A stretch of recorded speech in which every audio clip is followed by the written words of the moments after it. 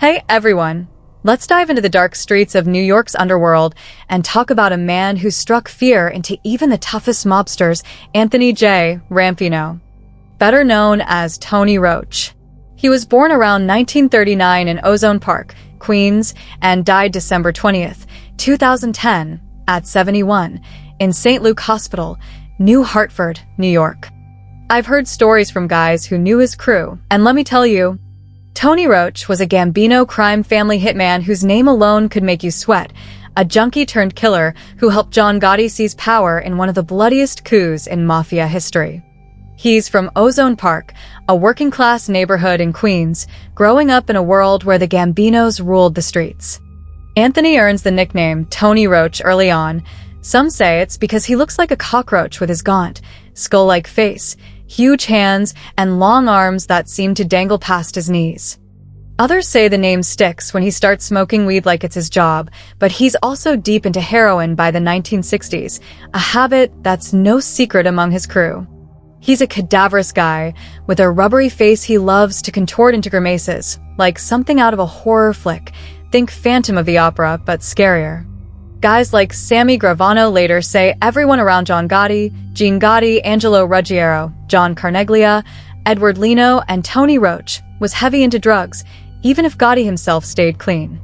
Anthony kicks the heroin in 1979, but his rep as an ex-junkie sticks. He's not a made man, just an associate, but he's tight with Gotti's crew out of the Bergen Hunt and Fish Club in Ozone Park. Anthony's a thief at heart, loves stickball and pulling off truck hijackings, but he's also a loan collector for Gotti, alongside Wilfred "Willie Boy" Johnson. He's got a fearsome vibe. One source calls him the scariest man you'd ever meet, tall, lean, looking like a vampire. December 16th, 1985, he cements his name in mob history. Gotti wants Gambino boss Paul Castellano gone, so Anthony's tapped as a backup shooter in the Spark Steakhouse hit in Midtown Manhattan. Castellano and underboss Tommy Bellotti step out of their Lincoln. Bellotti takes a hail of bullets, some say from Anthony himself, while John Carneglia unloads 6 into Castellano. Anthony's job? Kill any civilians or cops who follow the hit team. Gotti takes over, and Anthony's a trusted soldier in the new regime. He's also tied to another grisly murder. In 1980, John Favara, Gotti's Howard Beach neighbor, accidentally kills Gotti's 12-year-old son in a traffic accident. Favara's found with murderer scrawled on his car, gets attacked by Gotti's wife Victoria with a bat, but doesn't leave town. Big mistake. Weeks later, he's abducted outside his workplace in New Hyde Park, Long Island. Cops point to Anthony, John Carneglia, Gene Gotti, Willie Boy Johnson, and Richard Redbird Gomez as the killers. Favara's forced into a van, shot in the legs, taken to Brooklyn, killed, and stuffed in a 55-gallon drum. An informant says Carneglia dissolved the body in acid. Anthony's expertise in body disposal for the Gambinos comes up in later talks. But the law catches up. June 28th, 1987, he's arrested in Ozone Park for selling $30,000 worth of heroin for ounces to an undercover cop.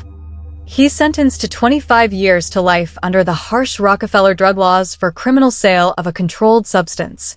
Federal prosecutors don't charge him with the Castellano or Favara murders since he's already facing life. In prison, he's no saint, loses over 500 days of good time for bad behavior, even deals heroin inside, cracking skulls with a brick if guys don't pay up. In 2004, New York reforms the Rockefeller laws, and Anthony files for a reduced sentence. A state appeals court gives him a shot. January 29, 2009, he's up for resentencing in Manhattan Supreme Court. Justice Arlene Goldberg could have let him walk with time served after 10 years, but prosecutors fight it, saying he's too violent. He stays locked up, dies in 2010 from cirrhosis caused by hepatitis C, likely from his drug days. What's his legacy?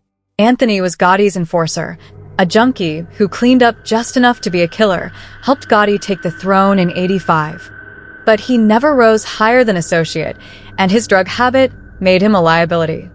The Gambinos thrived under Gotti, but guys like Anthony paid the price, decades in prison, a lonely death. For me, I think he was a loyal soldier who lived for the streets, but the life chewed him up. What do you think? Was Tony Roach a true Gambino warrior, or just a tragic thug? In Ozone Park, they still talk about him like he's the boogeyman.